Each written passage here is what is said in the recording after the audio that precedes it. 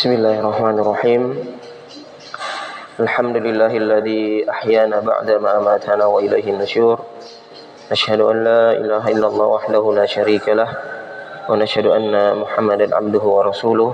Allahumma shalli wa sallim wa barik ala nabiyyina Muhammad wa ala alihi wa sahbihi wa man tabi'ahum bi ihsanin ila yaumiddin, amma ba'd. Asbahna ala fitratil Islam wa ala kalimatil ikhlas wa ala millati abina Ibrahim hanifan muslima wa ma kana minal musyrikin. Allahumma bika asbahna wa bika amsayna wa bika nahya wa bika namutu wa ilaikan nusyur. Ma'asyiral muslimin, jamaah salat subuh yang insyaallah dirahmati oleh Allah Subhanahu wa taala.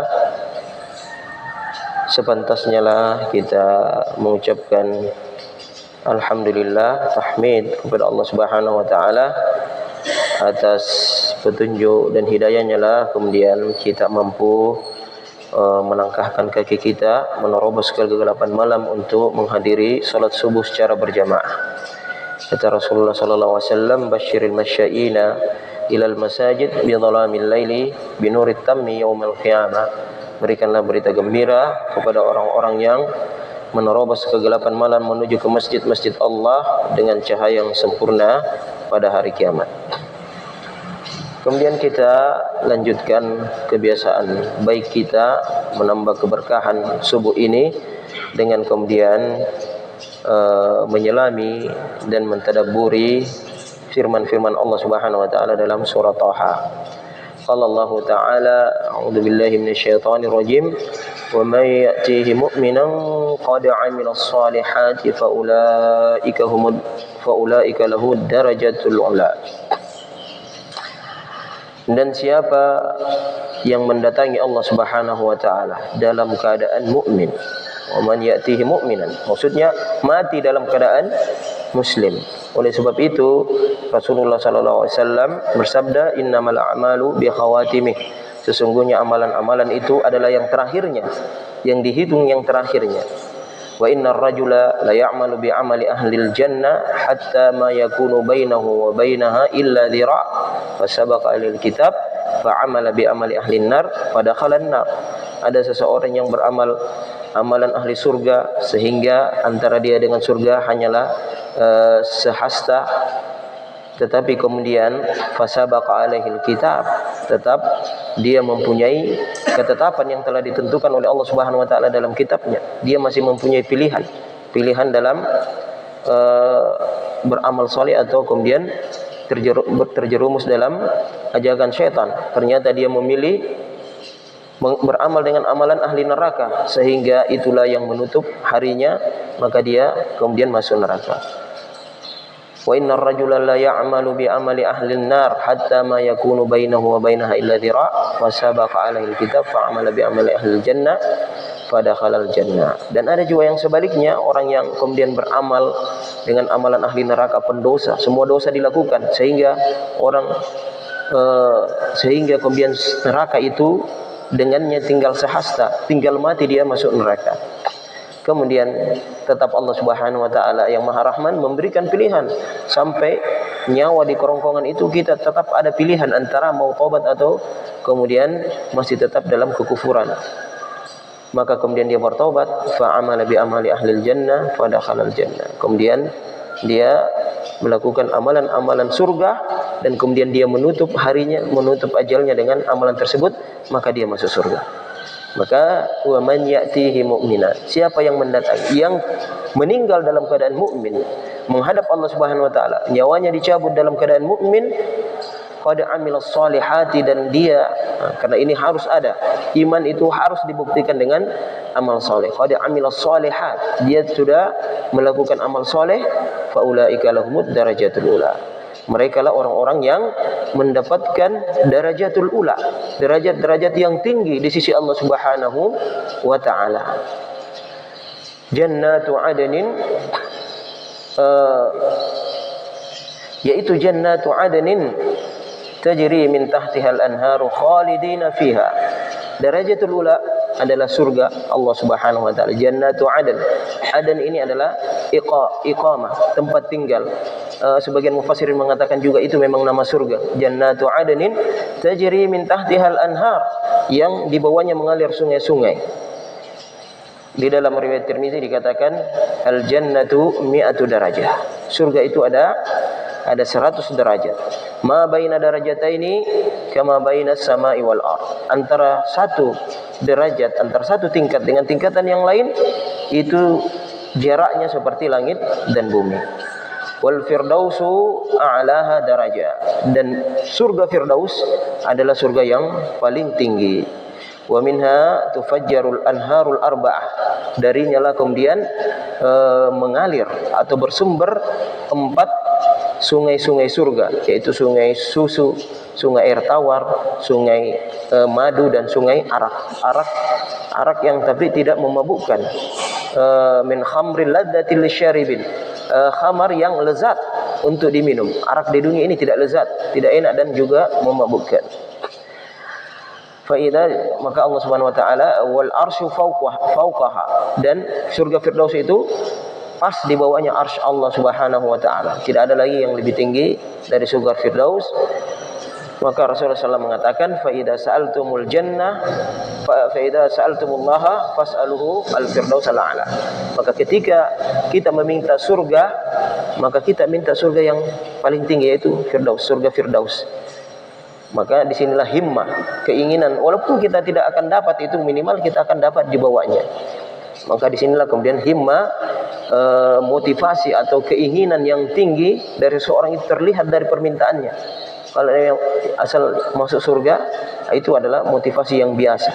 Namun meminta surga Firdaus A'la itu adalah tergambar dari orang yang kemudian punya motivasi, punya keinginan yang tinggi untuk mendapatkan surga Allah Subhanahu wa taala. Maka Rasulullah SAW mengajarkan kita untuk senantiasa untuk akhirat kita minta yang paling tinggi.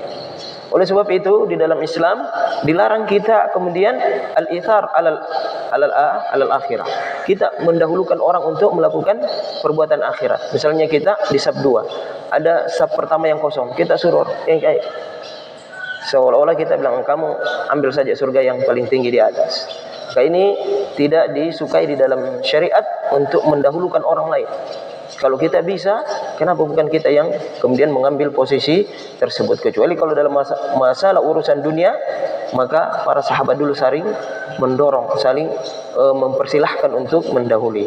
Kita terbalik, kalau masalah dunia kita yang dulu, bahkan kalau bisa kita sembunyi dari orang lain. Tapi kalau masalah akhirat, melakukan kebaikan, kita suruh orang. Ya, silakan. Maka ini tidak disukai dalam syariat, mempersilahkan orang lain untuk melakukan amalan akhirat padahal kita bisa melakukan amalan tersebut. Faulaika jannatun tajri min tahtihal anharu khalidina fiha. Mereka kemudian kekal di dalamnya. Semuanya kekal, di surga kekal dan di neraka juga kekal. Dalam hadis disebutkan yu'ta bil mauti yaumil qiyamati mithlu kabshin amlah. Nanti kematian datang di hari kiamat itu didatangkan dalam bentuk domba yang gemuk, yang besar. Kemudian dipanggillah ahli neraka, ya ahlil jannah, panggil ahli jannah. Hal ta'rifu hal ta'lamuna ma hada? Hal ta'rifuna ma hada? Apakah kau tahu apa ini? Mereka mengatakan iya, kami tahu itu adalah kematian. Dipanggil juga ahli neraka. Ditanya apakah kalian tahu apa ini? Mereka mengatakan itu adalah kematian. Kami tahu itu adalah kematian. Kemudian disembelihlah kematian itu. Maka malaikat berkata, ya ahlil jannah khuludun. Wahai penghuni surga, khuludun la mauta fiha. Kalian akan kekal di dalamnya, kalian tidak pernah akan mati. Wa ya ahlin nar khuludun la mauta fiha.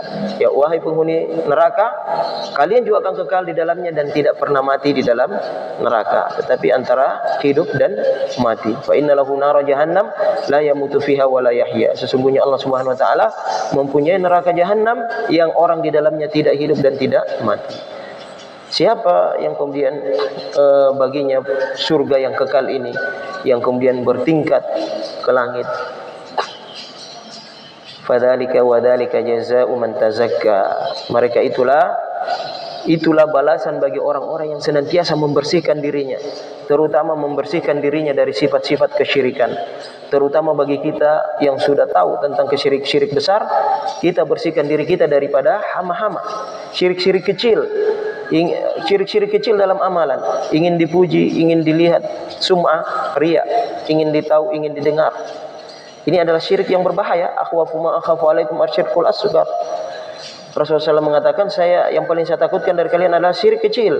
Qalu wa ma syirkul asghar? Qala ar-riya. Sahabat bertanya, yang mana syirik kecil itu ya Rasulullah? Rasulullah mengatakan ar-riya, yaitu ingin dilihat. Kita melakukan amalan supaya dilihat orang. Maka kapan amalan kita itu terhindar dari riya?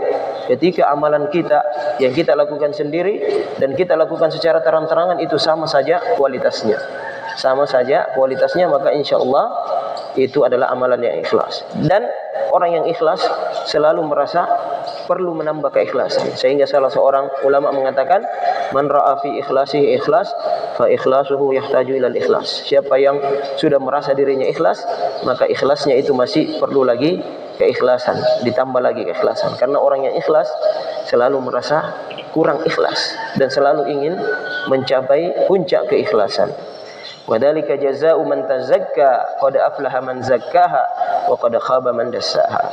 Maka di dalam diri kita ada dua yang diberikan oleh Allah Subhanahu wa taala, fa alhamaha fujuraha wa taqwaha. Ada sifat fujur, ada sifat kekufuran kepada Allah Subhanahu wa taala, ada sifat pembangkang sehingga ingin melanggar larangan Allah Subhanahu wa taala, dan ada juga sifat takwa. Yang beruntung adalah aflaha man zakkaha, yang menumbuhkan sifat takwa itu dan membunuh hama-hama daripada takwa, yaitu kekufuran. Jadi kita jadikan iman kita yang ada di dalam tubuh kita ini seperti kita memelihara tanaman kita. Kita kemudian selalu semprot hamanya, kita cangkul di sekelilingnya supaya tidak tumbuh hama-hama yang bisa mengganggu tanaman kita. Karena kalau dia subur, maka yang mati adalah tanaman asli. Sama juga di dalam hati kita. Kalau sifat takwa yang tumbuh subur, maka hama itu yang akan mati. Kalau hama ini, sifat fujur ini yang tumbuh, maka takwa yang akan mati. Tidak pernah akan bersamaan tumbuh dua sifat takwa dan sifat fujur dalam hati seorang manusia. Ada satu yang pasti yang akan dikalahkan. Oleh sebab itu, wadzalika jazaa'u man tazakka, kita bersihkan diri kita terutama dari kesyirikan. Bersihkan amalan kita daripada riya, daripada sesuatu yang ingin dipuji dari manusia. Dan kemudian kita bersihkan harta kita, bersihkan badan kita dari najis. Maka ini semua termasuk di antara man tazakka, yaitu membersihkan. Maka di dalam ayat disebutkan, yauma la yanfa'u malun wala banun illa man atallaha biqalbin salim. Pada hari yang tidak ada manfaat anak-anak laki-laki dan harta kecuali yang datang menghadap Allah Subhanahu wa taala dengan hati yang selamat dari kesyirikan, selamat dari pengakuan sesuatu yang diharapkan selain Allah Subhanahu wa taala, terutama masalah-masalah yang kemudian yang kelihatan sepele tapi dia adalah sangat besar di sisi Allah Subhanahu wa taala, dan itu adalah syirik besar. Ini yang paling parah karena sebagian kita masih mewarisi tradisi itu. Melakukan sesajen atau membuang telur, ini masih ada, membuang telur di sungai dan lain-lain sebagainya, melakukan persembahan-persembahan kepada makhluk gaib yang diharapkan bisa memberikan manfaat atau mencegah dari mudarat. Dan ini adalah syirik besar di sisi Allah Subhanahu wa taala. Siapa yang bertemu dengan Allah Subhanahu wa taala dengan ini, jangankan telur, seekor lalat yang dipersembahkan kepada selain Allah Subhanahu wa taala, mewajibkan orangnya yang melakukan itu, kalau dia tidak bertaubat maka dia akan kekal selama-lamanya di dalam neraka Allah Subhanahu wa taala. Maka bersihkan diri kita dari kesyirikan, bersihkan diri kita dari tradisi-tradisi yang kemudian menyebabkan kita rugi dunia dan di akhirat.